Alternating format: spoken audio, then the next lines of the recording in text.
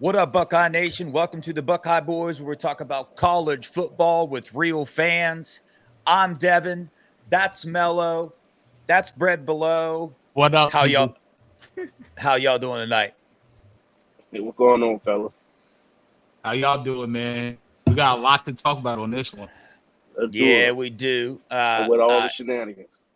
Hey, everybody in the chat, just to let you know right off bat, that's not how Melo really looks. That's actually not his face. He's just going to be running audio today. We've ran into some technical difficulties. That happens in this game. I'm sure you've seen other shows do it. Well, here we are again with ours.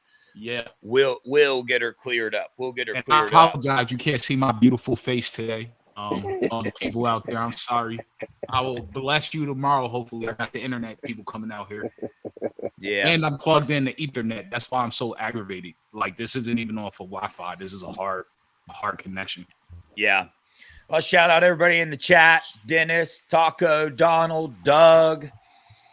Who else we got in here? Karis, Tyler, Kirst, Sean, Daryl, Stu.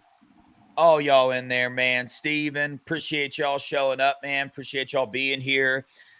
Fellas, it has been, I don't know the best word to use, but we'll start with bumpy. It has been a bumpy roller coaster ride of emotions for me. That's what it's been like for me. After watching that Nebraska, we went from the Oregon game to the Nebraska game. Now, we won the Nebraska game. Praise the Lord.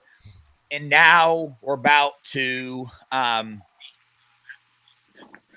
face a big game. A Penn State, dude. It's going to be that game where I think we're going to get a lot of answers to a lot of our questions. So I want to start off because me and Melo kind of already dove into the Nebraska game a little bit. But as everybody knows in the chat, Brad has coached some football. He's the father of one of the players on the Ohio State team. So, Brad, I just want give me a little bit of your breakdown for the Nebraska game. Well, of course they had a bye week. Tough game, bye week. Did they have a lot of cleanup? They did have a lot of cleanup. Only difference is Simmons make a whole difference on the O-line. He made a big difference on the O-line. Did we see any problems? Yes, I know I did. 65. Listen, you got a lot of work to do. I don't know if he was nervous. I don't know at all. That's the kind of game that you want to get your feet wet, build your motivation, and it seemed like he was having a hard time that whole first half. Brad, who we talking about? Number 65. Is that Left tackle. Zen? Yeah, Zen McKinsey. Left tackle. D-line. D-line came to play. I just say the D-line came to play. Linebackers came to play. Cody Simons. Man went in. DBs. Both of them got some work in this past week. They should get better as usual. I think they were trying to knock off some of the nonsense that took place in the Oregon game, and they took it into the bye week. But it is what it is. That will happen when you take a bye week, trying to clean up a lot of things. It happens, and it happens to the best. So it is what it is. But other than that, man, I kind of like how everything played. I did expect that game to go like that because they come off a bye week. But now, what's going to happen in Happy Valley at noon? This is where the conversation starts at. Big time game. What you got? What is it? Number 3, number 4?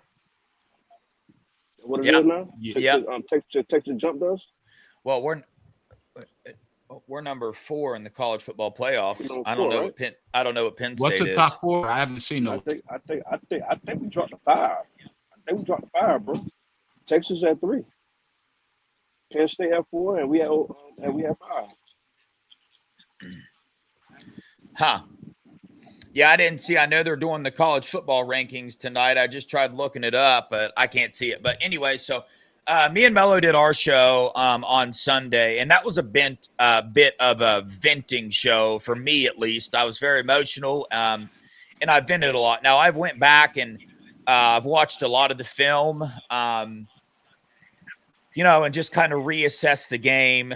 There were some good things in there, but overall, dude, 100% the offensive line. But I hear a lot of people like just banging on the left tackle position. But I got news for everybody, dude. That wasn't the only offensive line position struggling that game. Like we had a lot of right guard problems, left tackle problems. Like the O line was just everywhere that game. So yeah, I know Zen got hurt, and they moved Donnie out there, and different things like that. But again, it wasn't just Zen. Zen had some good plays and he had some really bad plays, but still, I don't think Zen is the answer at tackle. What do y'all think? I don't think he's the answer, and you're 100% right. I watched Donnie make mistakes. Steph made mistakes, but it wasn't like mental mistakes. It was just he physically couldn't do what they were asking of him a couple of times. And then at right guard, that Tegra was pretty bad. Austin wasn't very good. Actually, Josh Fryer probably played the best out of everybody overall. So, like, that's what the concern is. I'm just really confused. Like, was Josh Simmons that huge of a factor that he goes out and then everything else just gets messed up across the line? Yeah. Okay. Go ahead. Yeah, that's the thing, man. So that's what I struggle with about this whole thing. And don't worry, chat, we're not gonna keep harping on this Nebraska game forever, but I wanted to talk about it for a little bit because there are some good things in it, and I do think I overreacted about it. I still have a lot of faith in this team, but I'll get there in a minute. But the most concerning thing for me, there's a couple things, and that's the only ones I want to hit on, was the fact that, that's the decision that the coaches made after a bye week and after 2 weeks of preparing. Like, that's the decision that our coaches made to put Zen in at left tackle, and we saw that. And for me, I think this is 100% where the recruiting that we have seen from Justin Fry comes back to bite us in the butt. And I think this is where we get our biggest answer on whether Fry can develop offensive linemen or not. Like, we don't even have a left tackle to come in and like handle the situation well at all, if we're being honest about it. Now, again, I'm sorry, but I'm just on that train. I think I've already seen enough from Fry. I would love a new offensive line coach. I'm not calling for anybody else's job or anything like that, but we'll see what solution the coaching staff comes up with for this next game. I do believe that we got some players, man, that can step up and step in there and get it done. But that's the first thing I wanted to talk about. Brett or Melo, do you have anything else to add about the O-line? Well, Dennis brought up something too as well. Brett, let me get your take on Hinsman. Like, why do you think Carson Hinsman, our starting center from last year, is not getting any rotation? That's a very good question because I'm not an O-line expert. It's crazy because my second son played O-line at the age of 11 right now, and I'm learning that process. But listen, was Heisman there last year? Hinsman, he was the starting center. Yeah, he was the starting center. Starting center, right? Yeah. Every game except for the Cotton Bowl. I'm gonna be honest with you, fellas. We don't talk about it. It's the coach. Yeah, thank you. Yeah, I'm gonna be honest with you. It's the coach. Because ain't no way, excuse my language, ain't no way in hell that a kid who was there last year haven't developed anything come to this very point right now. And on any given day, your number can be called at any time. And guess what? His number has been called. And you mean tell me you don't have nothing to show for? that goes on the coach. Yeah. Yeah. Point blank. It is what it is. Ain't no other way Yeah. to put it. And the crazy part, because I was looking for him to be the next guy in line, but man, I don't know, man. It's not looking too good at all whatsoever. Yeah. Yeah. And again, I like Melo, what you got to say, dude? Man, first off, I want to shout out Mr. sure. Nolan in the chat. What up, Can't wait Princess? for your son to come out here and shock the world next season, because I firmly believe he's the best quarterback in the freshman class. Secondly, no, I'm not in my car. I'm actually at my house, and the internet is acting crazy over here with the Ethernet locked in. So I got the cable company coming out. It's easier to hear me, but if I throw my video on, it's lagging, and it's just a whole different problem. But in terms of the O-line, you know what I think? It's 2 words, 1 name, LaBentley Charles. That's it. It's time. It's time. Like, what are we doing? Like, let's be for real. And honestly, Coach Day, if we don't reach our goals, it's easily going to be because of the O-line.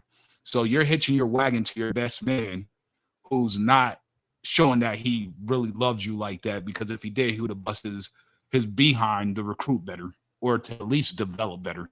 So, like, you're going to have to live with that. I'm still going to be a Buckeye fan regardless if the coaching staff is here or not. This is not a garbage job. If this coaching staff gets removed, there's going to be a million people knocking down Ross Bjork's job with their agents trying to get it. So I'm not really overly concerned. You better step up and do your job, because the fan base is fed up with this BS that's been going on. Yeah. And for everybody out there that it wants to tell us to stop being like Buckeye haters, first off, 100% not. You know what I mean? Like Melo said, I don't care who the coach is. I'm always going to root for the Buckeyes. But at this point in time, you know, I gave Fry the benefit. When it came to recruiting, everybody has always known my opinion. He's not recruiting well. And everybody's answer was always, well, let's wait and see how this season looks. Let's wait and see how his development is, because if he can in fact develop these players that he's bringing in, then it doesn't matter that we think he's not recruiting well, because if he can develop them, then that's good. Well, let's point out a couple things here. We went out and got Seth McLaughlin in transfer portal. He's our best offensive lineman. Josh Simmons, who got injured, who was our second best offensive lineman, transfer portal. You know what I'm saying? And then now we needed a backup to come in. Well, first off, let's back up from there. We have this right guard situation going on where none of the right guards are like stepping up and taking the job over. They can't decide between Tegra and Austin Sierreveld, and they've had their good games and they've had their bad games.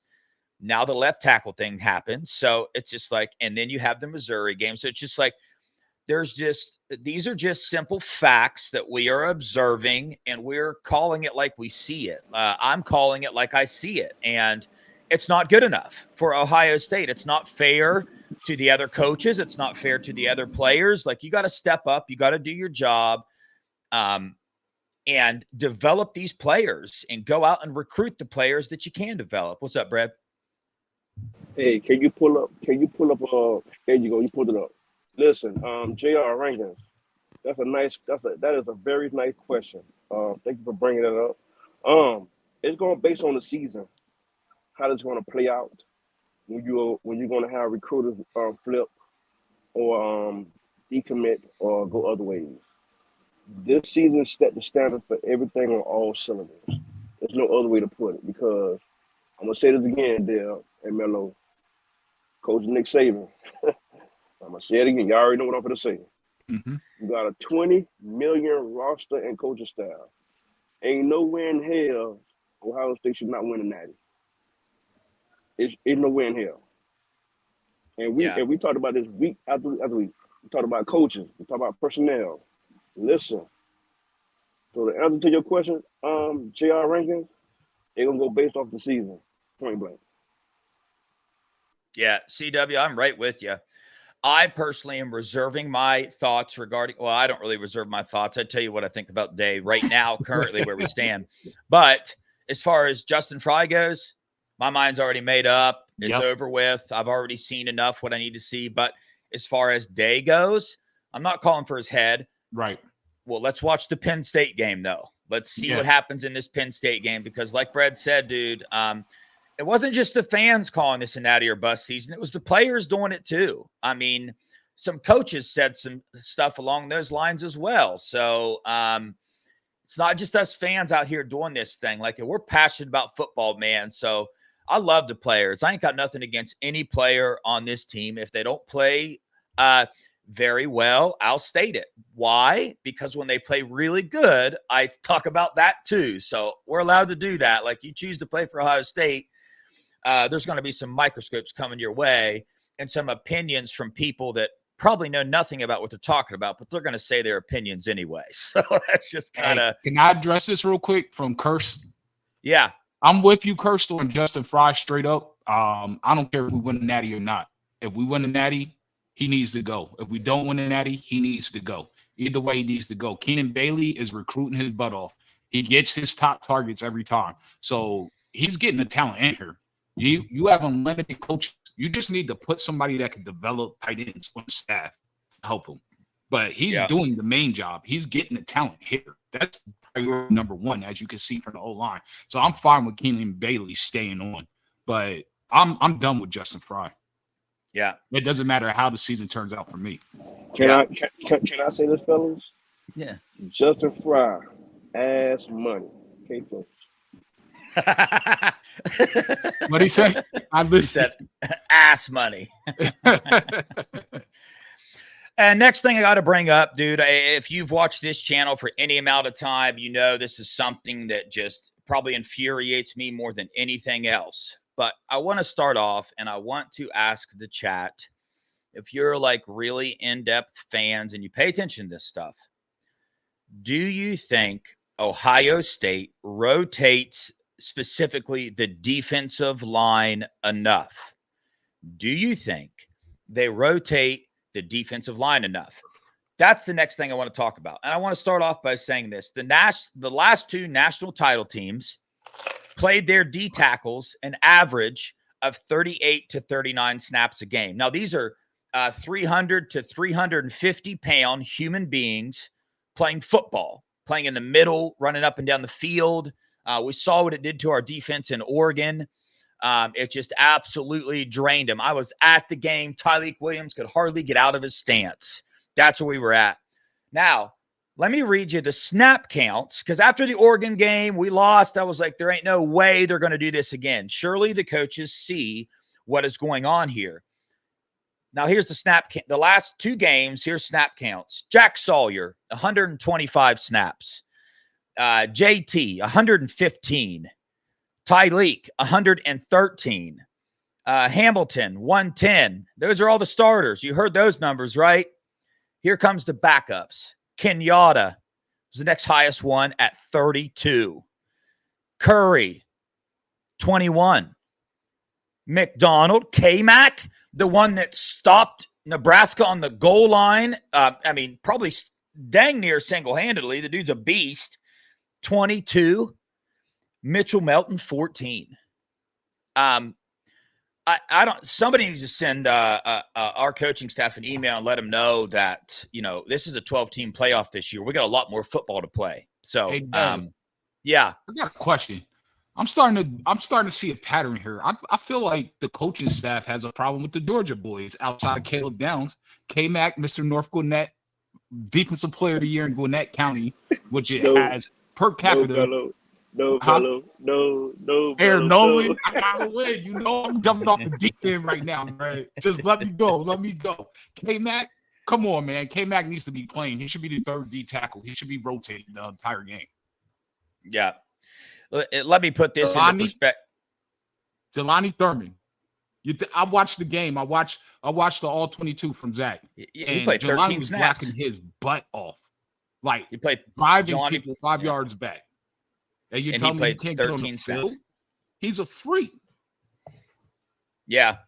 And here's the thing. So in Ryan Day's press conference last week, he talked about why we run 4-down defensive lines. His reason was because we recruit the D-line at a very high level. Now, first ask yourself, do you agree with that? 100%. I agree that we have the D tackles and the defensive ends.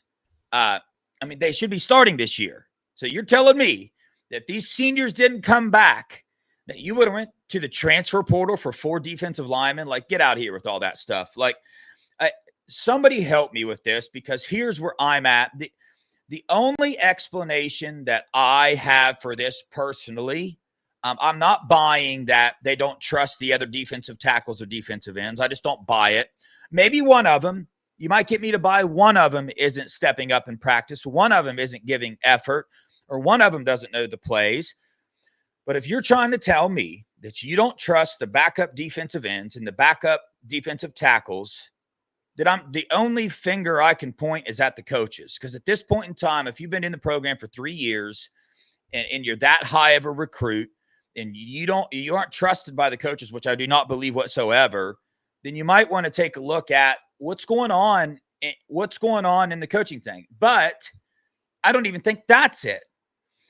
I've said it on the last show, and I'm going to say it again, and spike me if you want to, whatever you got to do to me, but I just feel like there's a lot of politics going on this team when it comes to rotations, and it kills me, dude.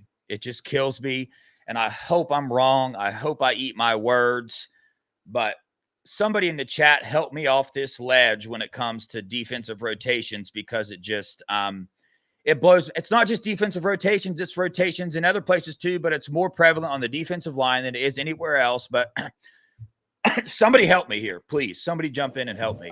I agree with you, Dave, to be honest with you.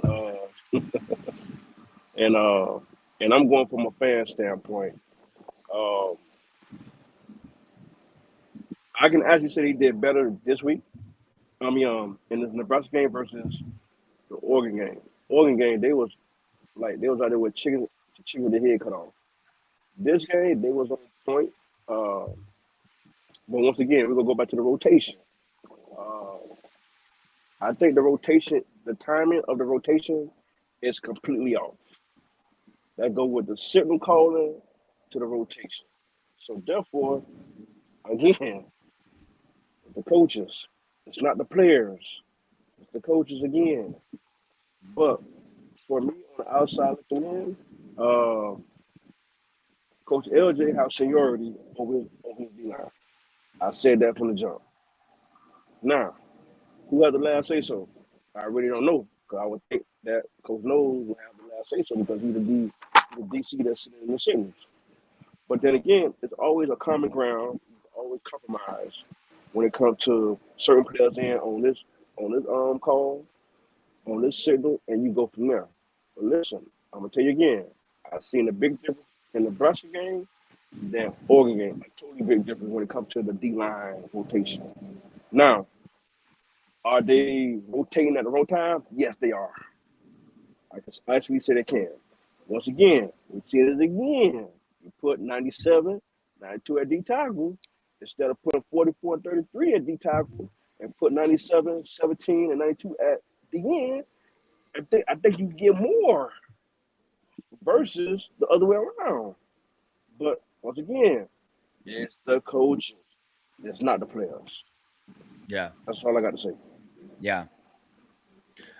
JR, I hear you. But my thinking is the exact opposite. I get they probably had less opportunity to sub in and out because of the tempo Oregon was running. But like I said, I was at that game, and because of the tempo, our D tackles and our starting D ends were wore out. Like I saw it. So you think that there would be an effort. Like, there were point in times when I thought a timeout should have been called just to get new defensive subs in the game.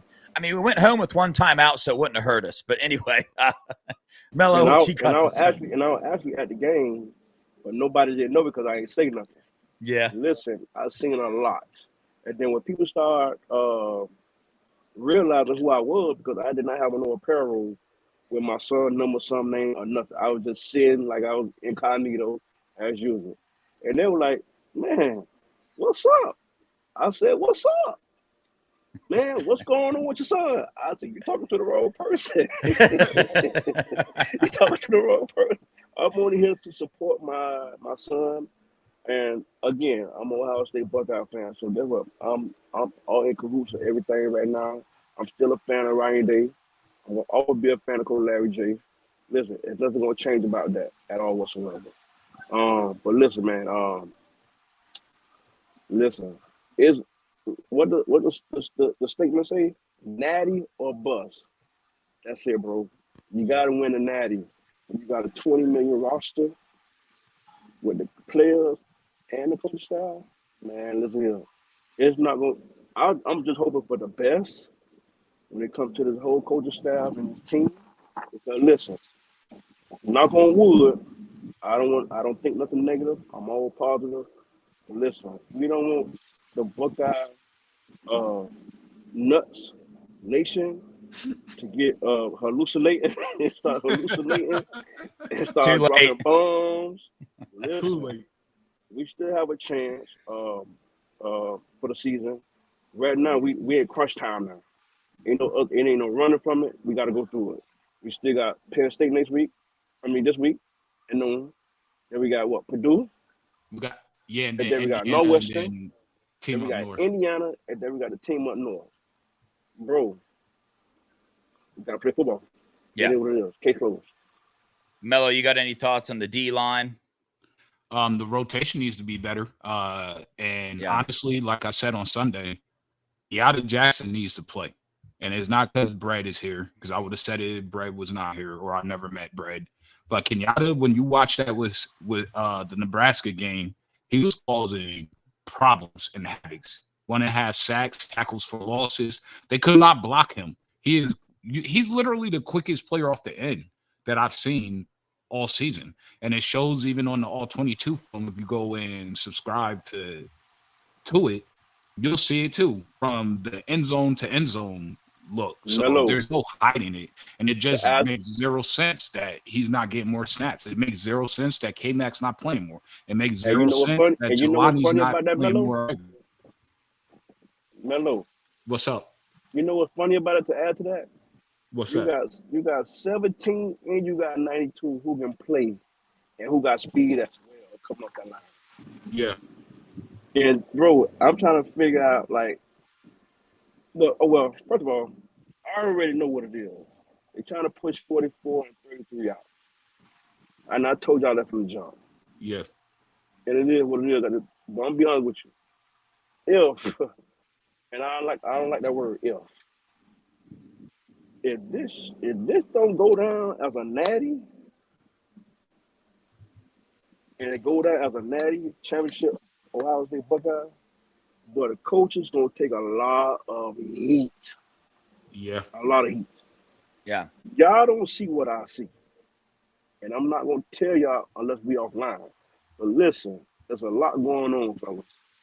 And I'm just a parent at this moment. I can't say nothing too much. My son got 3 more years of eligibility, right along with a couple more players who came in with the class of 22 and the 23 that's falling behind. But listen, it's a lot going on. It's a lot of pressure. And they know it's a pressure. The key word is play the right players. That's all you got to do. Yeah. All righty. Well, I'm about to switch gears totally. I'm about to go in a different direction. Mhm. Does anybody else, Melo or Brad, do you have any more venting things that you would like to get off your chest? Melo? No. I'm just glad that Arvell could play. Shouldn't have came down to that. They almost cost us the game. This is the last thing I'm gonna say about the officiating. This is what I feel. I feel bad for Coach Day in 2 fronts. One, he's always on the wrong side of the officiating call since he's been the head coach. He probably would have at least one natty, maybe 2, if it wasn't because of officiating calls. Number 2, he put his trust in his best friend and his best man, and now that might cost him. But we'll see. Yeah. I feel you. Okay, I'm gonna add on to that, fellas. Listen, this is my rotation at the ends. 97, 92, 17, 96. That DN on by itself. D tackles, 44, 33, 91, 58. Case closed. Oh, wow. Move them boys into D tackles, huh? That's interesting. Both of them. Yeah. I've heard a lot of people say that, actually, believe it or not, for sure. But all righty. Here we go. switching gears, we play Penn State, man. Right after the game, I was all up in my head thinking there's no way we don't stand a chance. But Buckeye Nation, just remember something, man. Now, I'm not one of these guys that's going to like point out that Georgia barely beat Kentucky and that Alabama lost to Vandy and all those things. Because why? Because we're not Alabama and we're not Georgia. This is it. If you ask me, we have better rosters than they do. But the Nebraska game should have never been that close. But I have faith in the players on this team. I have faith in the leadership on this team. And they went into Oregon. They went into Autzen Stadium. They lost to the number one team in the country by 1 point, right? So you can either take your feelings from the Oregon game, which we did lose, but by 1 point to the number one team in the nation on an away game, and we got screwed at the end of the game. Now, Oregon played a very good game. They are a very good team. And then we come out in Nebraska. We won the game, but go back and watch the film, man. There was a lot of – it's just like there were a handful of players that played really, really bad, and there were a handful of coaches that coached really, really bad. Like, I just can't see us playing any worse. So I have faith that we have the talent on this team, and I have faith that we have the coaches on this team to get a game plan together, come in here to Penn State, and beat them, man. You know, because when Nebraska plays Ohio State, first off, that was a way different Nebraska team than we saw against Indiana. Okay. And first off, Nebraska's defense, not that bad.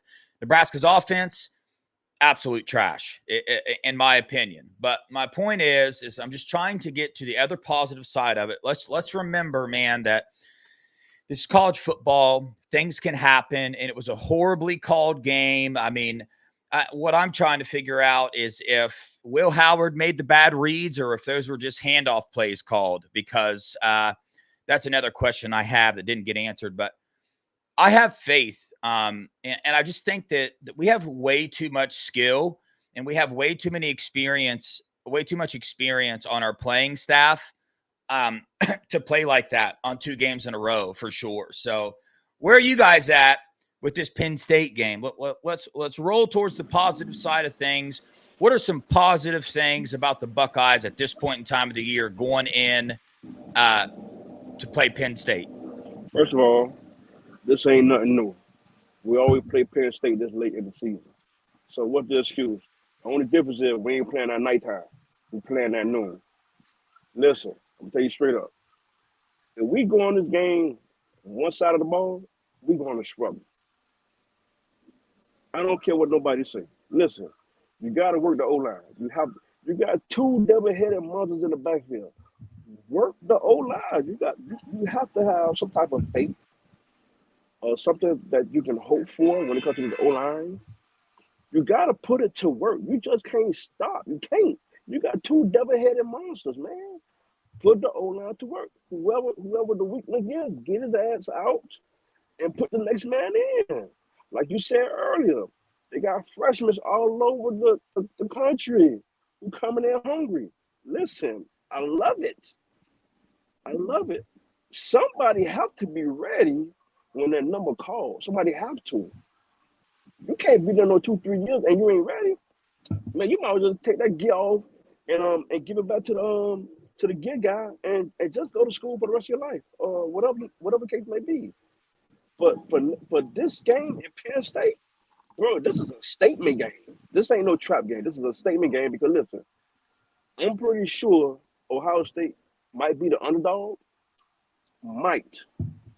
But listen, when we going into a familiar territory, you got to run the ball. Passing, we got on lock. It's the run game and the O-line issue right now. Defense, I'm not too much worried about, to be honest with you. They're going to come to play. Now I'm worried about the O-line. The O-line, the play calling, and the running back. The running back taking a few steps back because of the play calling and the O-line issue. Right now, everything balls on the O-line this game. Nobody else. Yeah. I'm exactly going to second that sentiment. That's exactly what I was going to say.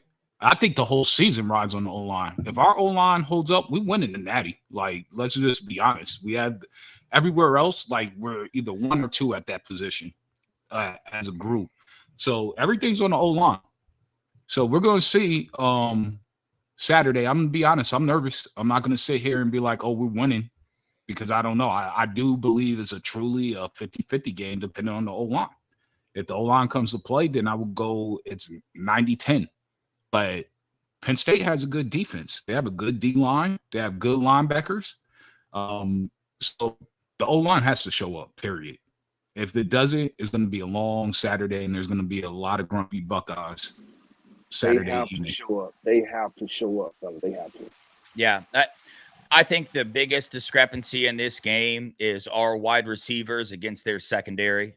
That's just me. I think that's probably going to be the pattern for the most of the year. So I always hear this. I heard it in the press conference too.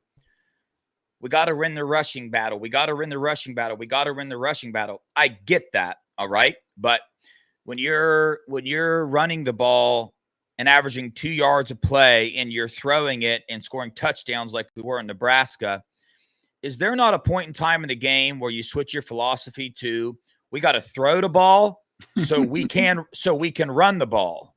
Yeah. Can you switch that around, or is that like a big no-no in football? No, that's a capitalization of football. That's what you want. You want the defense to switch up. Yeah. Into a pass, so the whole field can be open. Then you can run. That's what you want. That's the whole philosophy and the whole objective of football. Whatever you got to take, whatever the defense give you, that's the goal. So, for example, if we go in the air and they spread their mans out, guess what? They're trying to go in that backfield now, cause they like 7 yards off. When it comes to linebacker, they 7 yards off. So guess what? That give us the credit and the momentum to do what we need to do. You got Will Howard, who still know how to use his wheels, but he also got an arm.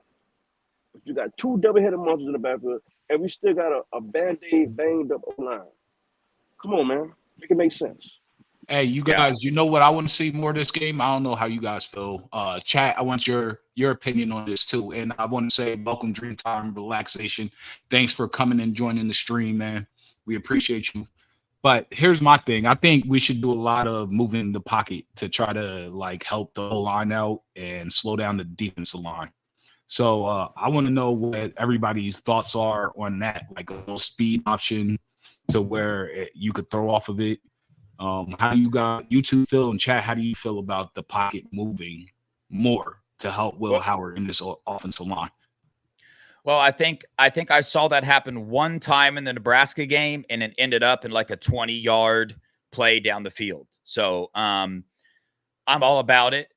Honestly, like you have that option, and then I just didn't see the play calling in the scheme just was not favored to help the left side, our new left tackle. I just don't understand it. It just, the play calling wasn't favored for that. There's several different things you can do. You got moving the pocket, like you said. You got putting somebody in there to chip his defensive end to give him a little bit of help there. And then you got this other thing. I know it's going to be brand new to a lot of Buckeyes. You're not used to hearing about it. You're not used to like it being around, but I don't know if you know this or not, but the quarterback on a team, if he doesn't see anybody open, he can run.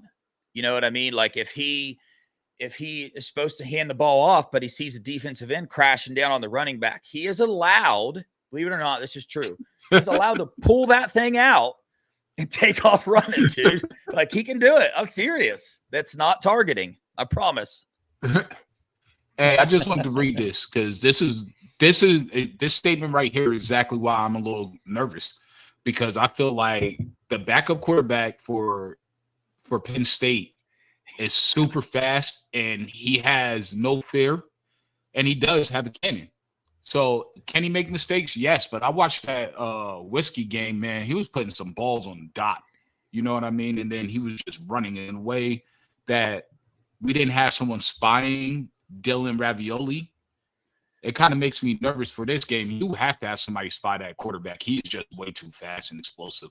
But what Goog says is Pueblo over Aller, Singleton, Tyler Warren's versatility, and Abdul Carter's potential presence are concerns for a team that's still cleaning up the Oregon and Nebraska messes. So I actually concur on this, and that's what makes me nervous. If I see Drew Aller out there, right, I'm going to be super happy and excited. I'm going to be honest with you. I'll feel a little bit better. But the other quarterback, he's got wheels, and he's legit over 20 miles per hour running. Now, okay, check this out. How many quarterbacks we faced this year so far that was mobile? We had the Akron quarterback. Oregon, Dylan Gabriel ran a little bit on us. Listen, and the crazy part about it, he didn't do no damage. He scored a touchdown off of one of his runs. Right. Yeah, he did. Right. He did bad damage. Just I'm talking on his legs. Yeah, he scored a touchdown because JT got greedy. Right, so, but how many on one play, yeah, I see what you're trying to say, Brett. One play, but it was a touchdown. It's not a repeated behavior when it comes to our defense and mobile quarterback. Oregon, we just got killed there in throwing and missed tackles and whatever. Akron, we punched that kid so hard. Matter of fact, we knocked the starting quarterback out, and then we punched him in the mouth. But listen, it's football. Every game is different, fellas. It all gonna boil down to the coaching staff putting the kids in the right position. It never fails. That's the order it's supposed to go in, regardless of what. Now, when you get into that, then the kids have to perform and execute. No missed tackles, forced turnovers. Do what you're supposed to do as part of your responsibility and your fundamentals. That's it. I'm gonna say it again. I'm not worried about the defense in this game. I think they're gonna come to play. They're gonna come play hard. Because remember, we don't have these people 3 years straight. And JT got off last year and the year before on these people. Listen, I think he got these people number, but guess what? Penn State coming to play football regardless of what. And we at Happy Valley. So guess what? It falls down to the offense. The defense gonna be working this weekend. They are. It is what it is. Yeah. I really hope. Just another example. Sonny Styles played every single snap of defense for the Nebraska game. Every single snap. Never was out, not one play. So I don't know. I just can't get over that hump, man, of getting players a rest, especially when it comes to a quarterback that's mobile, getting some rotation with the linebackers. I'm glad Arvell Reese can actually come in and play. I think he's going to be a pivotal player in this game. I think he needs to be. But Brad, you keep hitting the nail on the head, dude. I think the thing that makes me the most nervous, and is whether the coaches are going to put I know how this sounds coming from a fan. Okay. So everybody chill out on me a little bit. Just give my opinion. Man, go ahead, Dale. I got your back. Go ahead. It is being able to put the players in the right position at the right times. You know what I mean? Like, I think it falls on that so much. And I think that's one of the biggest faults in our defense this year. I got nothing to do with the players, but you saw what they did to Iggy. They took him out of the game. He was getting too handsy. Bravo. Congratulations. That's freaking awesome, man. Now let's keep the ball rolling here, dude. When Sonny Styles is out of position, a couple plays in a row, get him on out of there, make it a teaching lesson, put Gabe Powers, Arvell Reese in, or something like that. And teach them, make them learn, make them understand that they need to step their game up a little bit. Cause I think they can, dude, even on defense. But Brett, I'm with you. I honestly feel like I honestly feel way more comfortable with our defense than I do our offense this game. Yes, that is for sure. Our defense will get a lot of work this weekend. A lot of work. Our offense got to, play it and do what they need. I think with our offensive line, they need to execute. So everything won't be like a blemish, like a mishap. You know what I'm saying? They just got to play football. Don't let nothing be noticed at the same time. That goes for Chip Kelly down to the playing field, whatever the case may be. But this weekend, our defense will be playing some football, hard-nosed football, because our offense is in shambles at the moment for the O-line. Yeah.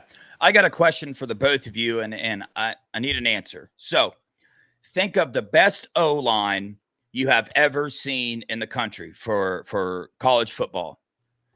How many missed assignments did the best O-line you've ever seen, how many missed assignments did they have a game? Like, what number of missed assignments is acceptable for an offensive line, a good offensive line? I don't seen so many. So guess what? I'm gonna go with the LSU Tigers, the Okay. one that won with the Joe Barrows team. Listen, Yeah. man, them people barely made mistakes, man. Okay. Barely. For the offense, he had everything rocking on all cylinders. He had Jamari Chase. He had what's the other guy name? Jefferson. That man. And who was that running back? Man, those people were rolling like you could not stop them at all whatsoever. So you barely see mistakes, but they're often because it barely showed. I'm gonna go back with Alabama with Nick Saban, the last championship they won. Listen. I mean, they made a lot of mistakes, but for the O line, man, them people were scoring like crazy, man. Yeah. Like the O line was like they was executing every play, and if they did make a mistake, you did not notice at all whatsoever. Yeah. Same thing with the LSU team. So guess what? You got to play football and execute it to the point that it cannot be blemished at all whatsoever. Yeah. Taco, do not worry, dude. I'll never have a show where I don't address special teams. Melo knows how I feel He about will special never. teams. He has an obsession. We'll with get it. there. But I asked that question because on all the film I've watched all year long, mainly in the right guard position, I've seen missed assignment after missed assignment after missed assignment on the O-line. So that's just something I wanted to bring up. Melo, what's your thoughts on the missed assignments from our O-line? Man, it was terrible. Honestly, I watched the 22 film and it was so much worse than watching it even on the TV copy because you could see everything. You see linemen tripping over each other. The worst thing out of the whole entire game, I don't know if you guys saw this, they were running counter right towards Tegra's side. Tegra forgot what the play was or something, but he pulled to the left, ran into his own guy, slapped somebody coming through. We had a big play off of it, but I mean, like, if I was telling I'm embarrassed, I don't know how as a coaching staff you could put that back in. I don't care what you think about Carson Hinsman. Like, you have to try something else because, brother, that was embarrassing. Yeah. And right now, to add to that, Melo, this is the right time to play the best players right now, buddy. Yeah, absolutely. This is the last 5 games of the season. I don't care if Northwestern Purdue is trash. I don't care. But guess what? In no people mind, they could beat Ohio State because we got a weak O-line right now. Versus how we started. Listen, it's not good. It's not. So my question is, do you think they will? They gonna play they best 5, or do you think they're gonna continue doing the same old BS that they've been doing? I'm gonna tell you straight up. The only way we're gonna know, we got to see it first. Yeah, I'll tell you my answer, Melo. Here's my answer. Day in his press conference today, his first response about Zen was stating that if Zen can play, he will be the starting left tackle. That's what Ryan Day said in his press conference. Then he backed up a little bit. He hit the brakes a little bit. And later on, he said, we'll have to play it out and see if Zen's ready to play and address it from there. But it scares the ever-living crap out of me that Ryan Day's response was if Zen can play, he's going to be the starting left tackle. That's what our head coach said today. So if you ask me if I think they're going to play the best 5 on the offensive line, my answer is 99.5% no, but I do have that 0.5% faith that somebody on the offensive side of the ball and the coaching staff will step up and say, hey, guys, this Penn State, man, you know what I mean? Let's get Carson in there. When we see a mistake, let's put somebody new in and see if they happen to show up in a game. Because honestly, Brad, this is a beautiful question for you. For me anyway, that I want to ask you. Nobody else might think it's beautiful, but I do. all I hear the coaches all the time. Ryan Day said he trusts the kicker because he sees what he does in practice. Ryan Day said he trusts Zen because he sees what he does in practice. Ryan Day says he trusts fill in the blank because he sees what they do in practice, because we see what they do in practice, because we see what they do in practice. At what point in time does what they do in practice not matter if they can't do it on the field? At what point in time do you have to take what you see them do in practice and throw that out the window because clearly they cannot handle the game time pressure? Man, you just threw a strike at me, buddy. Oh my God. Hey, I had you on book and I'm like, oh shit. Nailed up through the curve, but listen, I'm gonna tell you like this. Practice is supposed to make everything like a straight perfection, right? So whatever you do in practice, that's what you're gonna do in the game. If you go low speed, mid speed, or high speed, it don't matter how you put it. Well, how you perform in practice is how you go perform in the game.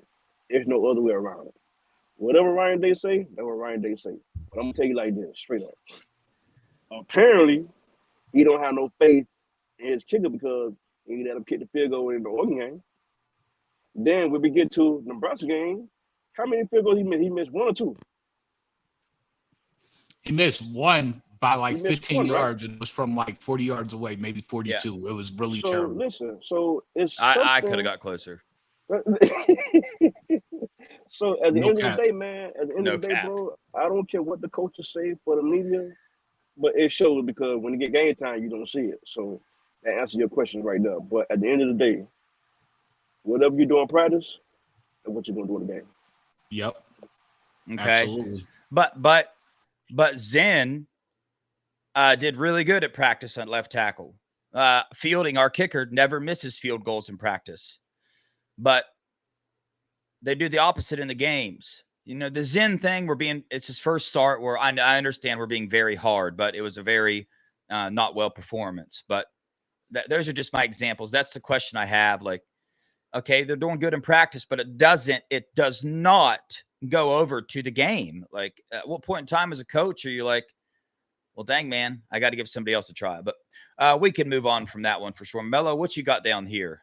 Oh, dream time relaxation. Any truth to the rumor that if Day does happen to get fired, that LSU would target Saban? What's more likely, Saban coming or Urban coming back or neither? So dream time. Down here in Georgia, we get a lot of SEC stuff, and there's a guy named Mike Griffith. He went on the Paul. He's with Dog Nation. He went on the Paul Fonbon show, and he told Paul Fonbon, I think it was like last month or the month before, that he had good information that Nick Saban was waiting for the OSU job to open, that he wanted to come and coach it. And he retired supposedly because of NIL, but NIL is about to go away. Not completely, but it's about to change. It's going to revenue sharing within the next 2 years, I believe. So that's where there will be a salary and the schools will pay the athletes directly. So he wouldn't really have to go around trying to raise money in order to keep players or get players. But at the same time, even if he came in for a year, he had to do that. If we got the GOAT, he's not going to have a problem raising money. He's not going to have to like grind like that. People are going to come up donating intentionally. Now, in terms of Saban or Urban coming back, we'll see. I don't think Urban will ever come back personally, but Saban, I would have said no, but Mike Griffith was pretty adamant about it with Paul Fonbaum that he's waiting on that job. That's where I got the information from. It's on YouTube. You can find it. Yeah. Not so fast, my friend. I like Urban Meyer to come back.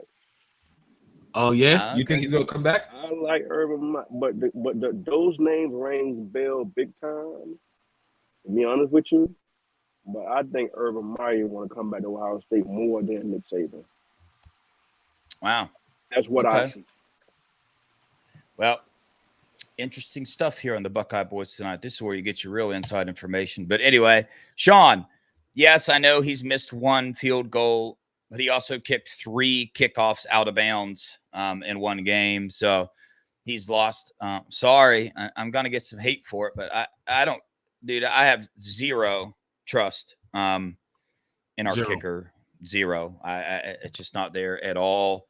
You saw in the Oregon game, they didn't take a 45-yard field goal, and we saw in the Nebraska game why. Because if the goalposts would have been at each sideline, he would have hit the right upright, people. This is the Ohio State kicker, man. I'm sure he's a great kid, great family, super nice, right? But this is his job now. If I show up to work tomorrow, right, and I don't put a ledger bolt in my ledger board on the back of the deck, guess what? It's going to fall down. Okay. So I'm not going to have a job. Well, bad example. I'm the owner, so I'm not going to fire myself. But you get what I'm trying to say here with that. So what I want to do is I want to go down through position groups real fast. Let's talk about what you want to see from them and what you want to see different or better. Or is there something different you think the team might break out? So let's talk about Will Howard, Penn State game. Brad, what do you want to see from Will Howard in the Penn State game? I want to see Will Howard increase his IQ, meaning he need to take good care of the ball, make better decisions, better judgment with the ball. For example, when you think you're gonna run the damn ball. Mhm. Don't think and then as soon as the person get on you, then you run. No, if you see a wide open lane, run for the 5-yard plus yard, man, and get it. He does because he be right there. Just go get it. That's what I want to see more with him as far as his IQ of the field and the judgment for the decision making for a better play throughout the whole freaking game. So yeah. Gotcha. Melo? I'm pretty much the same. I want to see better decision making.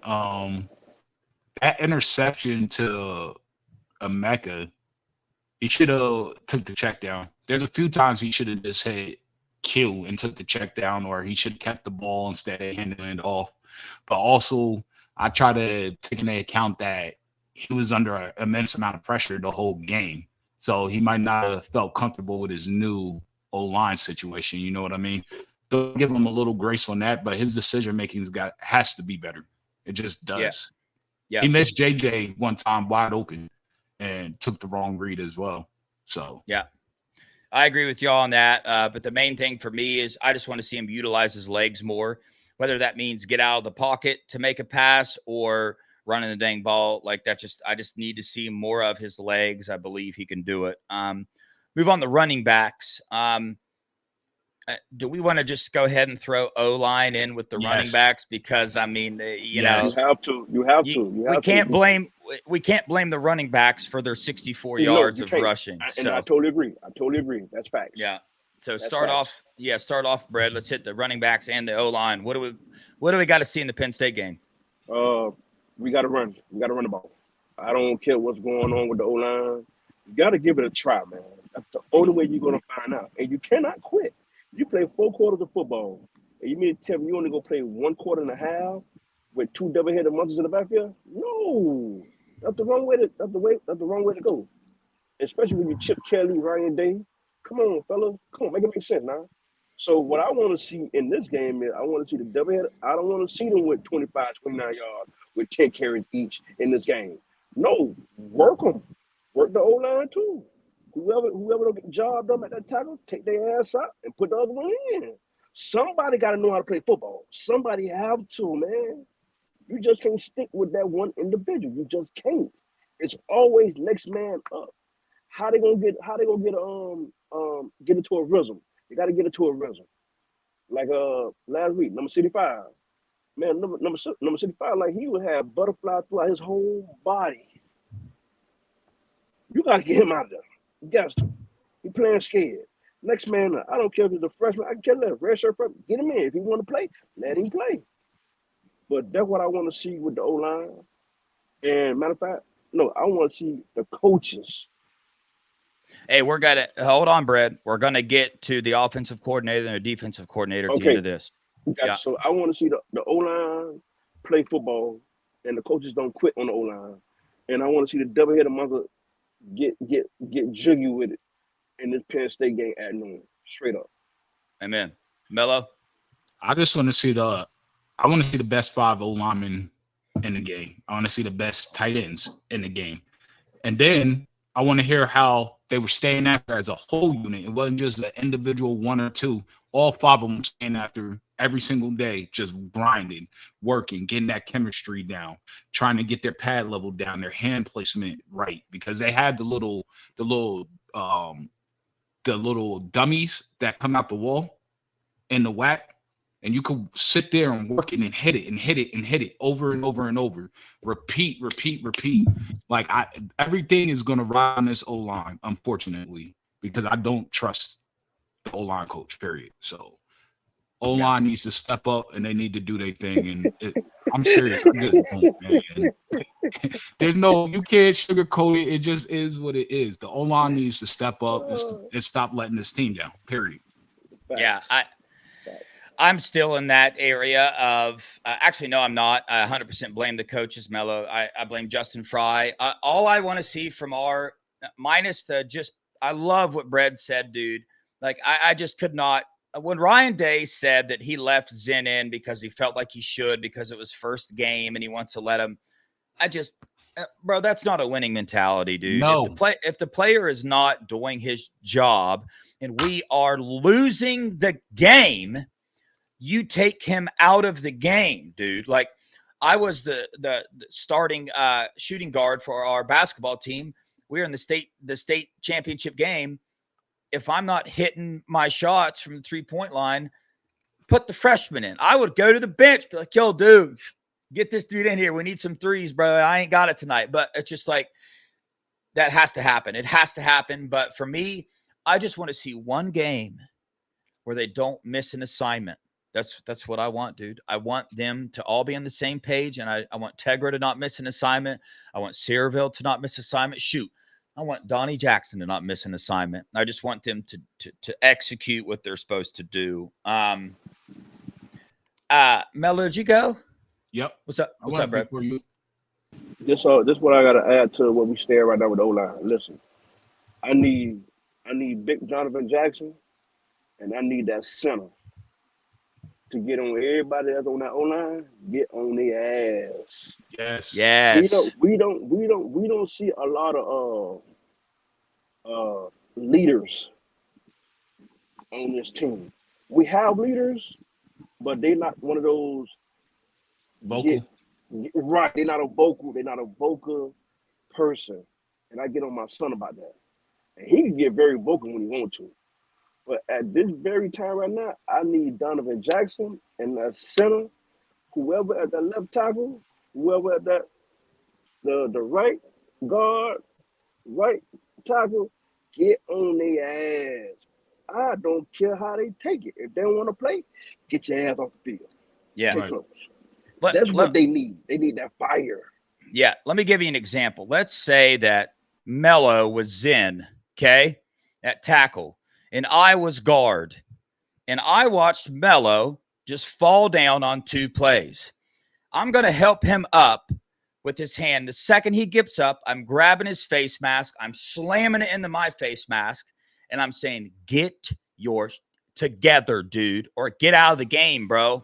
Like, that's what I'm doing, bro. Checkmate. That's why? What they need. That's what they need. Because I love him, and that's my teammate, bro. That's why and you love the team, and you want to win. Yeah. Exactly. Man, you want to win. Listen, and this is real talk. Like, my daughter's soccer team, they're in the top 25 nationally in their age group rank. Them girls love each other. I mean, hard. They do everything together. They do what teens do, make TikToks all day when they're hanging out in the hotels. They like working out together. But I tell you, they get on each other's butts in a game. And these are girls. Girls are very sensitive compared to men and boys. You know what I'm saying? Yeah, and say they it again, get Melo. on each other. I'm talking about they yelling at each other on the field. Like, what are you doing? Make a better pass. You know what I'm saying? Going hard. You're telling me these 18 to 22-year-old men can't hold each other accountable during a game? If you can't do that, then, like, stop saying that to your bus because you ain't getting it. Because I can tell you right now, them Georgia boys, they be getting on each other, period. And Kirby gets on him. Like, you got to have that dog. It takes that little bit to make that natty run. And salute to Will Star for finding our channel. We appreciate. Make sure you click that like button for us, brother, and sub and hit the bell so that way you could see all of our lives. We got some good ones coming up too. Yeah. Hey, Will Star, I hope you ain't no Cowboy fan for real, cause boy, you trash. Oh Lordy. Hey, real fast chat. Everybody watching, we appreciate the heck out of you. The show wouldn't be here if it wasn't for you guys. We do this for you. We're almost at 1,000 subs. We're almost at our watch hours to where we can start getting super chats in. And the super chats will be going into our fund where we're going to get the fans involved in things. We want to give away tickets to games and do stuff like that. So this isn't some money-making thing for any of us on this show. We just want the show to be fun. We want it to be unique. We want everybody to be involved with it. So it's an exciting thing for us. We're at 800 and subs, man. So that's way, way, way more than I thought we would ever have at this point in time. But we love y'all. We appreciate the heck out of you for sure.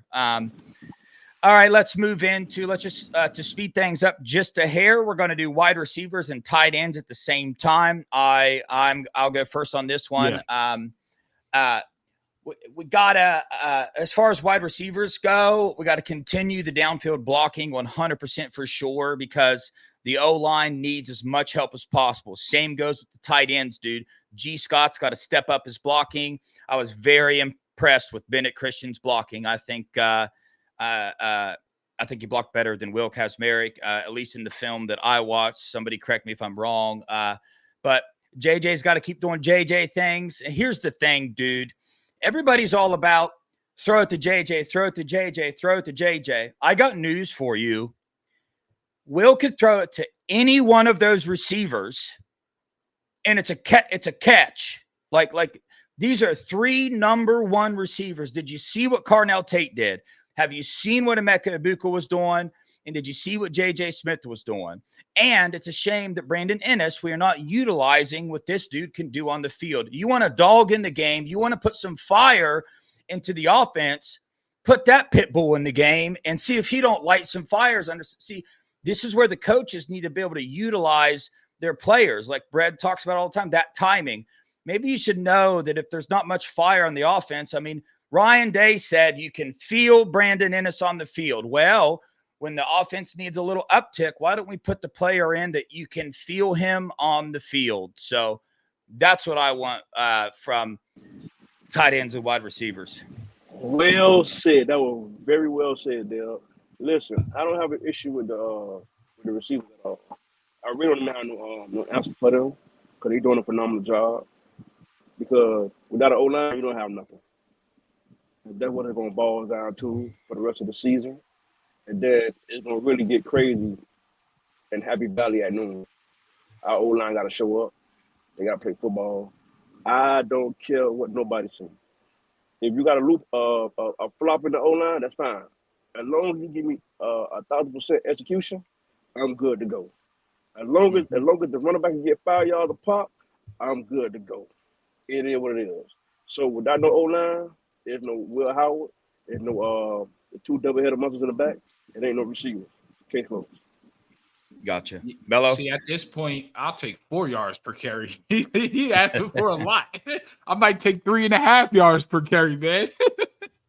But no, it does come all the way down to the O-line. They better pass, protect better. I'm watching our wide receivers doing their job, bro. They really are. But you got to give Will a little bit of time, because what I'm noticing with Will, even though he's very super senior, he's a great leader, he's smart. It takes him a little long to go through all his progressions, and he's missing some guys that are open. Sometimes he'll lock onto one half of the field instead of going all the way through. And if he would have just went all the way through, you might get a 20-yard gain. So I want to see Will do that. I think our wide receivers are going to cook their DBs the whole game. I'm just going to be honest. I don't fear their DBs. It's the O-line. You got to hold up against that stout D-line and give Will time to throw. But you also need to be able to run the ball effectively. like we were doing in the beginning of the season, because then you can't double the receivers anyway. You're going to have to choose your poison like we were doing before. So everything comes back to the O-line. And yes, Brandon Ennis needs to play. If they're not being able to run the ball, F it. Let's stretch it out. We're going 5 wide. Put all your DBs here because I think your 4th and 5th DB are trash. They're like 2 stars or not even rated.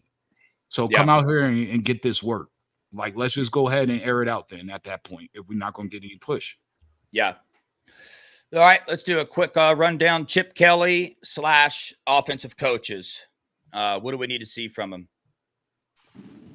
Chip Kelly, I just need to see – I need to get him to move the pocket for Will so that way I'll help the O-line. I need more RPOs. I think everything should be pretty much RPO at this point. You know, that will also help the O-line, and it'll slow it down a little bit. And I need him to call plays that are going to allow the O-line to fire off the ball without thinking. Because what I think is happening is they're overthinking everything. They're not the smartest people in the world. They are football players. Like, let's just be honest. The center is going to be your smartest player. And you can see that in Seth. Seth is pretty smart, right? So, like, call the plays that is going to allow your team to play fast without thinking. We have the superior athletes. Allow them to play fast. Let them make the plays. That's it. Just keep it a little simple. Move the pocket for Will and run a lot of RPOs. In other words, what Melo just said, put the play calling into a rhythm for the kids. Chase those. Yeah. I only have one thing to add to what Melo said. On short yardage situations, don't just try to slam it up the middle if you haven't been able to do it all game. If your quarterback sneak is averaging 3 yards per sneak, then just go ahead and get it. Just go ahead and sneak your 240-pound quarterback. Like, I don't some of the play calling on third downs, we were 1 for 10. I'm going to say that again in case you think there was a glitch. There wasn't. I said we were 1 for 10 on third downs. That if we are 1 for 10 against Penn State, we lose by probably 3 touchdowns. I promise. So the play calling on third downs, I'm going to assume that Will Howard was told to hand the ball off and didn't have an option there. I'm on that team. A lot of people are thinking that he just made bad reads there. For some reason, I think that they were just telling him to hand the ball off. But either way, do something different on third down, short yardage situations, man. Your QB sneak got a 240-pound quarterback. Your QB sneak has not been stopped all season. Do it till they can stop it. I don't think they can. All right, special teams. Here we go, baby. I'll start special teams.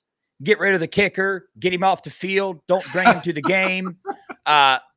Put the backup kicker in. Let him go. You guys can go now. I already want to special team out there, man. Right. Man, just leave the special team on the sideline. Don't punt it. Go for it, baby. Every time. 4th and 15. Hey, JJ down there somewhere. Go. Optimus Prime is down there somewhere. Chuck it up. man, save my little buddy, man.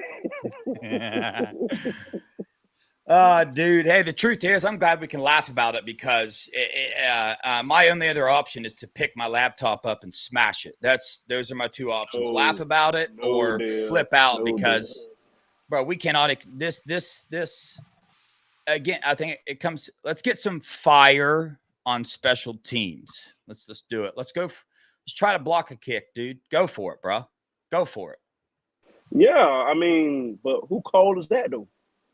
I know. Yeah, because they got all the coaches. I know. So it has to be days. It has to be days call.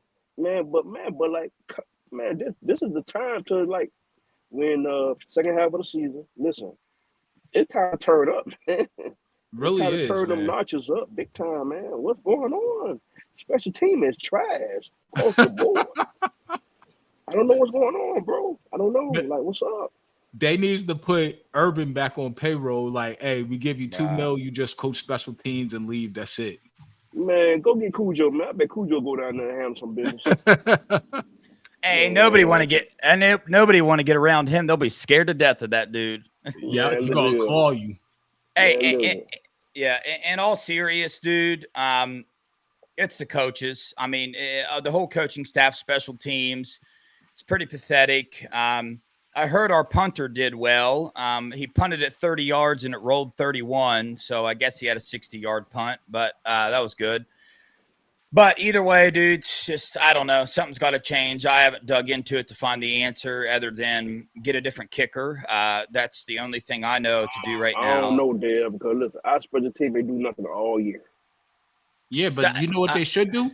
They got the #1 men's soccer team in the country right there across from the WAC. They share the, you know what I'm saying? Go get 3 of them jokers. What them jokers Exactly. That's why There's I'm somebody saying. not playing. Go get one of them. Like, yo, you got full ride right now. I mean, or you got a full ride with soccer, but come out here. We having an audition for kicking.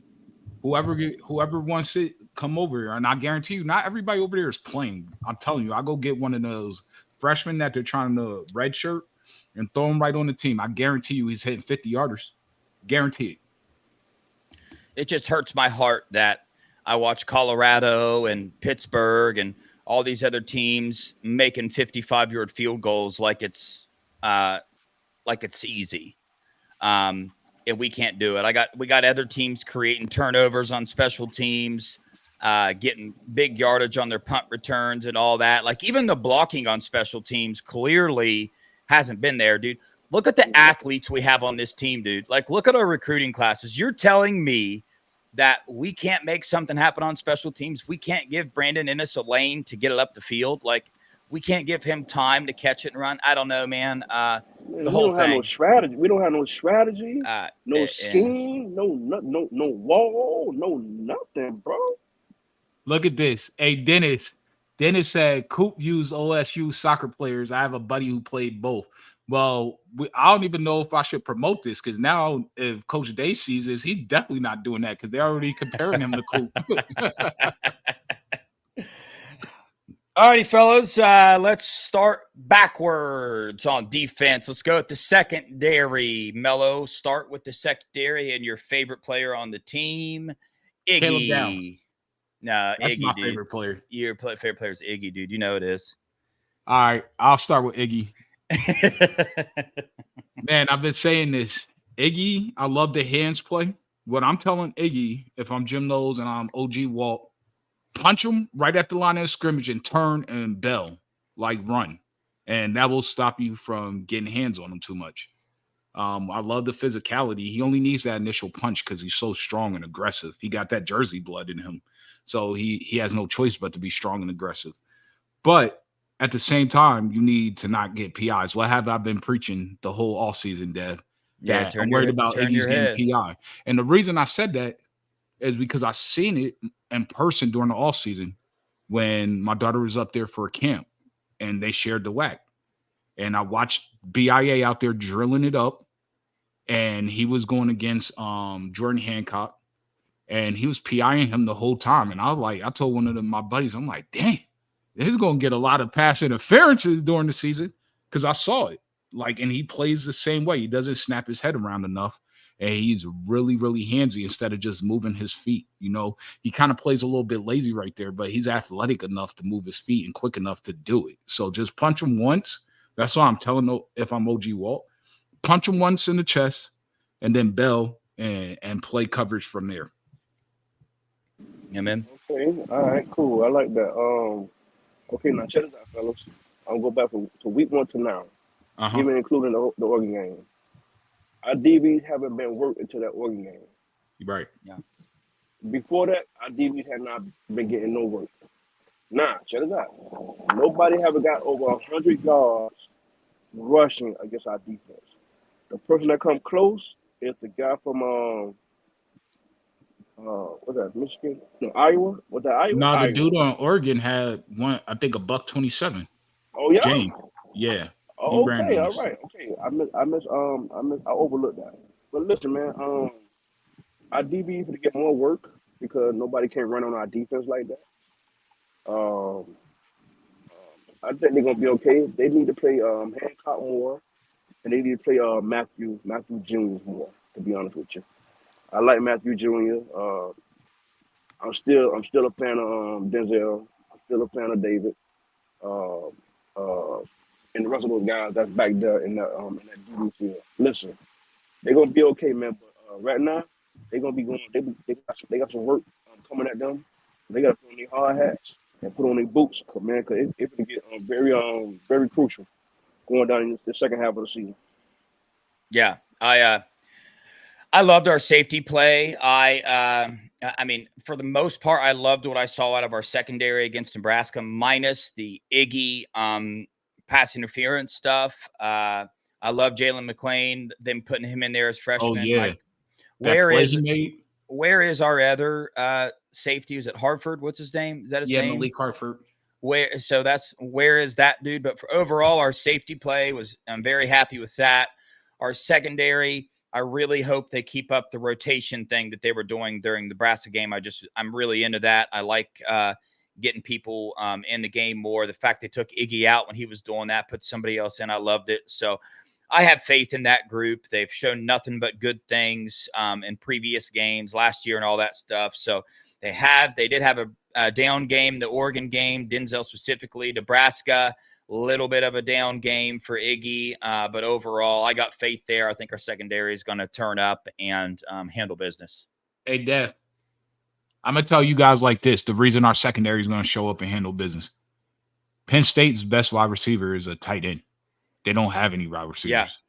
Oh. So, I mean, if they get cooked in this game, then we need to just go back to the drawing board and just redo fall camp. Because there's no reason they should get cooked up in this game at all. A lot of people, from what Dave said in his press conference, a lot of people are expecting to see Lathan Ransom. Yep. I don't think we're going to see Lathan Ransom. I don't think. If we don't need him, we don't need him, bro. We need him for the previous. The game that's down the line. That's going to be very important because listen. This team is loaded. Right. So what is the excuse? Don't make sure he don't come back fast and then hurt himself again. You know what I'm saying? Right. Cause make it make sense. Hancock is good. Matthews, man, they got varieties of players that can play, man. Yeah. You know what I'm saying? So, yeah. Well, that's along the lines of thinking of don't play our defensive tackles 60 plays a game, right? We need him down the line. I'm with you. I'm with you, Cat. Or the D ends. Especially when you got K-Mac there. It's not like you trying to save his red shirt. I know. It doesn't make – I don't know. I would love for K-Mac to come back next year. Oh, he has to. He's only a sophomore. Okay, K-Close. Hey, come on, baby. Yeah. I'm with it. All right, here we go. Linebackers. Melo, start us off the linebackers. I want to see Cody Simon continue what he just did. I thought he played a heck of a game, to be honest with you. And that's the Cody Simon we need. I want to see Arvell Reese get more snaps as well because that dude was flying around. I love that hit that he made. It was perfect, and it was a fumble, not targeting. So, I want to see more Arvell. I don't care. Cut Sonny's snaps in half. And what about you? I know you want to see your boy Gabe Powers. I already know it. You're going to say I do. I want to see Gabe Powers, and they got a tight end that is very, very dynamic. So our linebackers are going to have to step up. Cody Simon, continue what he's doing. I'm excited that Arvell Reese gets to play the first half. I just hope that the coaches don't play Sonny Styles the whole dang game, man. I guess that's my thing about all these defensive position groups, dude. Give some other players a chance, and more importantly, give these other players that you think are so great that they can't get out, give them a break. So in the fourth quarter, when you need them to make a stop, when you need them to force a punt, they have the energy to do it. I wonder why there's that stat out there about fourth quarters they can't force a punt. Right. Well, it's because our starters have played the entire game. Like that's common sense. It's not some coaching strategy. That's basic level 2 + 2 = 4 stuff. That's why it's so aggravating. Super valid, Dev. Super valid.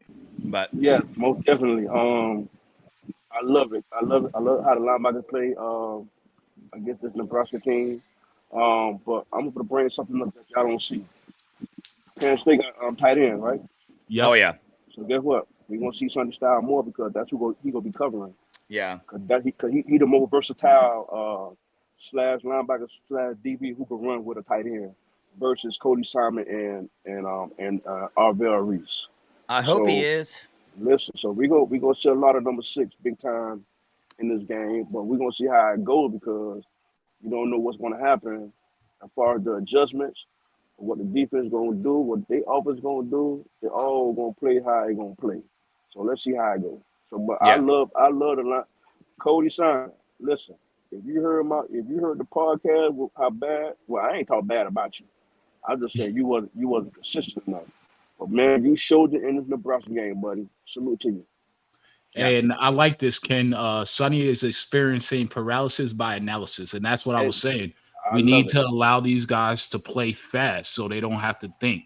Even if Yeah. you have to dumb the scheme down, because even if they know it's coming, I have confidence in our guys that they're just the superior athletes compared to the other guys. And if they don't have to think and they can play to their capability and their speed, it's not going to matter because they're going to beat you to the spot anyway. And then it Yeah. all boils down to the coaches again, Melo. Yeah, it Yet always again. does, really. Yet again. All right. Again. Here we go. Defensive line. Bread. Oh man, listen, them boys played some good football Saturday. I know things started off a little slow with them, but it all made sense. Everything got into a groove, everything got into a flow with the D line. 97 did a great job. Finally, 44 got him a sack. You know, get that get that nonsense off his shoulder a little bit. Talik, another one who came alive in the game. They played very well, man. I'm proud of them. I think all of them heard our podcast last time. Yeah, it's felt and they like it. played very well, man. So I seen the speed, I seen the pressure. Of course, we got sacks, we got lost tackles in the backfield behind the line of scrimmage. So everything was great on the D line. They did very well against Nebraska. Hey, and also they humbled that number 15 real good. So I love it. So for me, I'm gonna go a little slightly different. I thought the D line started off phenomenally, and I think a huge part of it was the blitz and the stunts, but also 97 was playing more. As the game went on, 97 got less snaps, and then it seemed like the secondary had to do a lot more. So what that tells me is you need to play 97. You need to rotate more and put these guys on. There's no excuse. Like at this point, we're too far in the season. Everybody sees it. And I'm glad we're here to call it out because before there was a lot of people that would just pacify it. Did you guys watch the press conference? A lot of the questions they were asking Jim knows Oh, are yeah. stuff that we bring up a lot. So I'm glad, even if we are wrong, but I'm glad it forced you to bring it up because they need to be accountable. Period. That's the only way. This team needs to win the Natty, and we can't let these coaches off the hook. Like you have to do your job. Period. Yeah, Facts.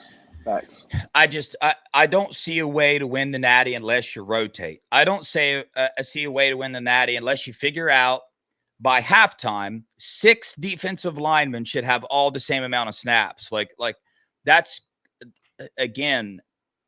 I just think it's common sense. I don't know what I'm missing here because I don't buy that there's not a player that can come in. We see him on the field. You can't lie to us. You can't tell us K-Mac can't come in and do the job. You can't tell us Kenyatta or Curry or Mitchell Melton can't come in and do the job. You can't tell us that. We've already seen it with our eyes. So there is no excuse to not rotate. There is no excuse at all. You can't give me one. If you try to, you're just blowing smoke to try to make yourself look smart because it ain't Hey, true. Dev. Like, what's up? So like I agree with you, but I mean, I could see if they don't all have to be even. You know what I mean? It could be some players got slightly more, but like I was exaggerating I'm to about make to a read point. what you sent in the text in our group text today. Yeah, I read it So- already. Read it again. Yeah. So the last 2 games, Sawyer had 125 snaps, JT 115, Kenyatta 32, Curry 21. That's ridiculous. That is not even close to being balanced. And then you had K-Mac with 22, Tyleek 113, and Hamilton 110. This just doesn't make sense. It's dumb. Period. It's just retarded. I don't care. Well, Whoever's coming up with the rotation is stupid. I hold to that. I hold to my statement that 6 defensive linemen need to have equal snaps by halftime because then if you think these other players are more superior, then they're saved for the second half. They have more legs to come in, Gotcha. and then that's when you'll see the starters or the better players, whatever you think, the coaches think, will have the more snaps. So by the end of, at halftime, let's say there's 30 defensive snaps. You play 4 for each one, then every defensive lineman six of them should have 12 snaps, 15 snaps, something like that. And then look what you can do. You can play then, if you played your starters the entire second half, which I don't agree with, then the total number of snaps at the end of the game will be 45, which is about where you want a defensive tackle, which is what the NFL does. So, and you're right. I'm sorry. I apologize, Dev. Oh, no, you're good, bro. No.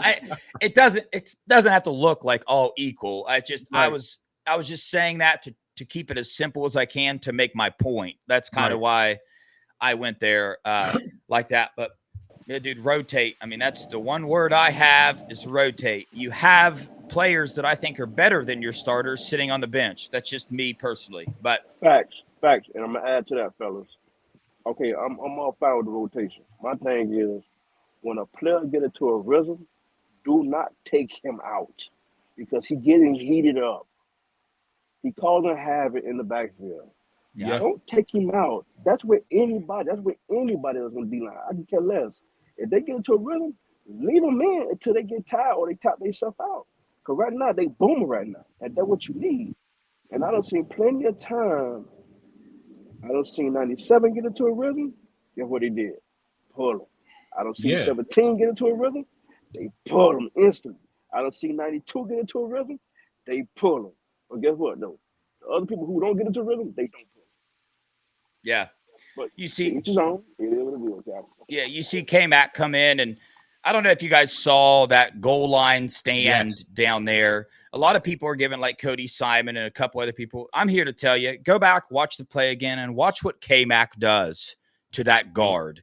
He literally stopped like 3 of their offensive linemen by shoving the dude over into the pile like he was a freight train. Talk to play at the goal line?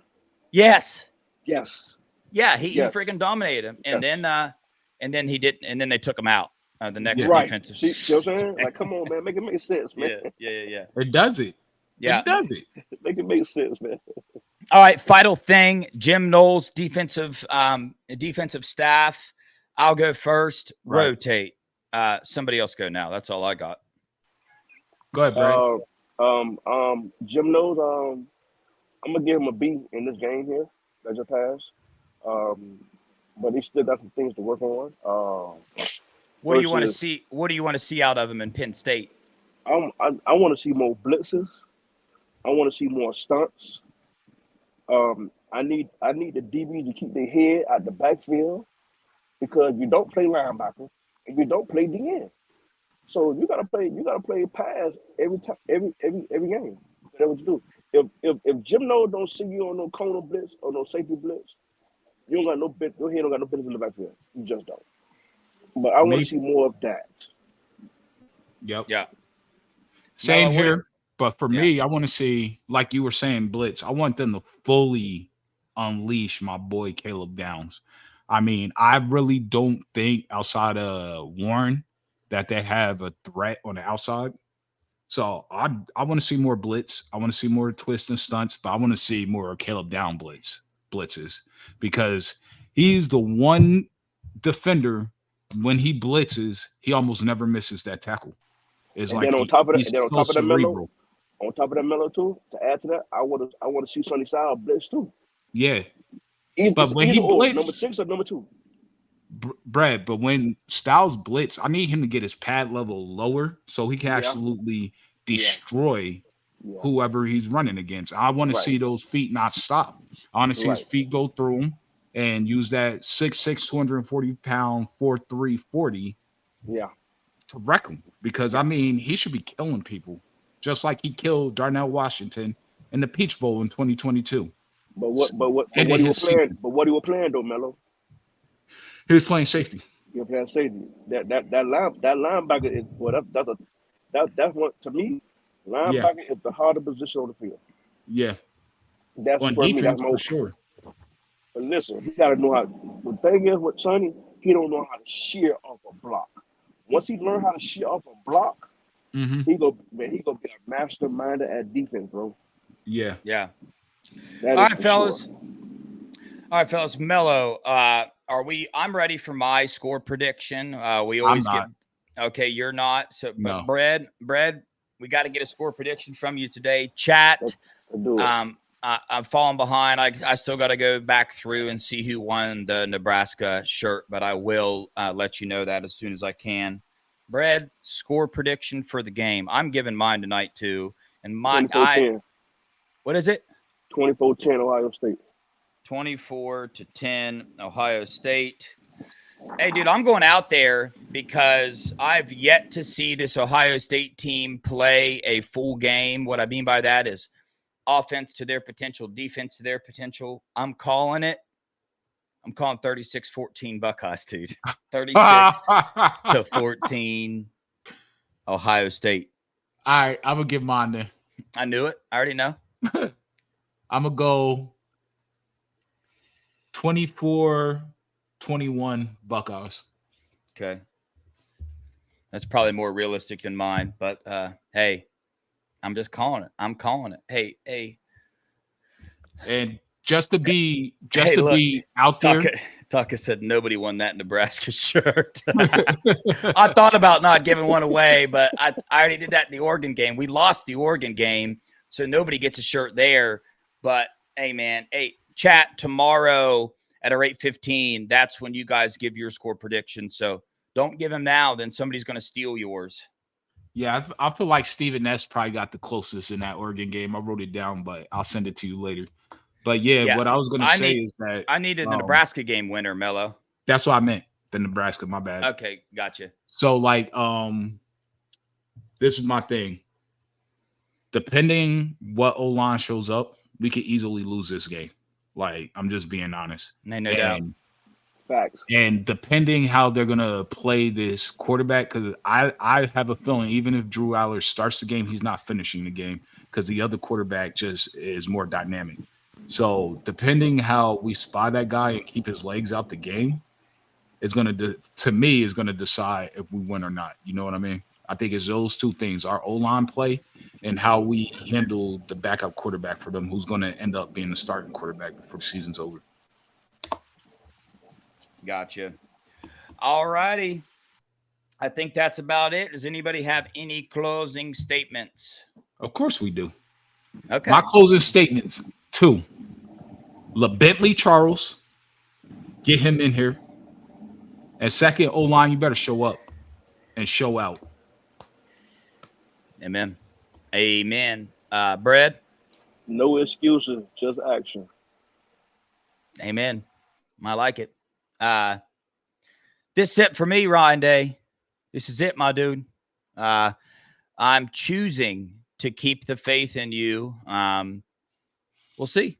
We'll see, man. I'm right there on the edge. I think a lot of people are. That's my opinion. So, one last thing. And everybody in the chat, when you guys go to other podcasts or to the Beats channel, hold them accountable. Go ahead and let them know Charles Bentley. Keep on them about asking the tough questions, because they asked some tough questions of Noel today, which I was surprised about, to be honest with you. But we have to keep that accountability up. You know what I mean? We got a troll in the chat. I feel you, Melo. Yeah, second that. Do that, dude. Let's stay on him, man. Let's not let the best band skate by again. Right. Old Indiana coming for us, huh? Yeah. Hey, dude, we're aware. You ain't got to remind us. We know. Thank you, bud. We'll handle y'all when we get to y'all. Yeah. You're not on the priority list right now. So now, as far as I'm concerned, y'all still fraudulent until you see us. But we will know more come Saturday. If we handle business, I'm not worried about Indiana at all. Amen. Well, chat, we appreciate you. Please don't forget to like and subscribe. Y'all been doing a great job. We got over 800 subscribers. That's thanks to y'all. Please, if you could do me a favor, man, and share our feeds on your X account for us. I think that'll help get the show out there a little more. Like I said, we want to grow it for y'all, not for us. If you want to come on, email us at the Buckeye Boys with 3 Z's at gmail.com. If you're having trouble finding us, just go to buckeyeboys.com with a Z. It'll take you right to our YouTube page. We got a lot of cool guests coming on. We also are doing another live show on Thursday. It's not normal, but B. Moses will be joining us Thursday. For another live show. So spread the word. And please, like I said, share us on Facebook or whatever. Like when you know we're going live, just hop on your Facebook or your X and share it. And that would help us out a lot for sure. We appreciate y'all. We love y'all. Keep the faith. I know it's hard, dude. Have faith in these players, man. Root these players on. That's it. Go Buckeyes. OH. Oh.